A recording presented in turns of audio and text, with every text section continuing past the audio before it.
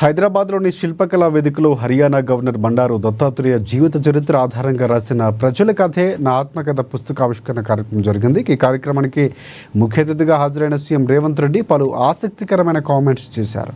ఇటీవల ప్రధాని మోదీతో నీతి ఆయోగ్ కార్యక్రమంలో పాల్గొన్న విషయాన్ని గుర్తుకు చేశారు. ఇక మధ్యాహ్నం తినే సమయంలో ప్రధానితో ఈ విషయం మాట్లాడినట్లు చెప్పుకొచ్చారు. స్కూల్ మోడీ దగ్గర, కాలేజీ ఏపీ సీఎం చంద్రబాబు దగ్గర చదువుకున్న, ఇప్పుడు ఉద్యోగం కాంగ్రెస్ పార్టీ అగ్రనేత రాహుల్ గాంధీ దగ్గర చేస్తున్నానంటూ రేవంత్ రెడ్డి ఆసక్తికరమైన వ్యాఖ్యలు చేశారు. ఇదే అంశాలు ఇప్పుడు కీలకంగా మారాయి.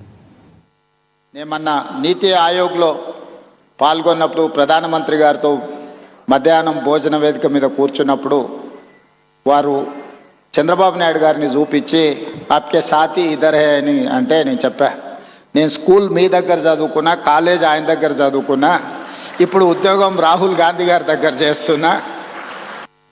సో నాకు మీ దాంట్లో కూడా అందరితో పరిచయం ఉందని, ముఖ్యంగా ఈ వేదిక మీద ఉన్న ఇంతకుముందు శ్రీనివాస్ వర్మ గారు చెప్పిన భారతీయ జనతా పార్టీ రాష్ట్ర అధ్యక్షుల గురించి, ఆ రాష్ట్ర అధ్యక్షులు అందరితో నాకు సన్నిహిత సంబంధాలు ఉండేవి.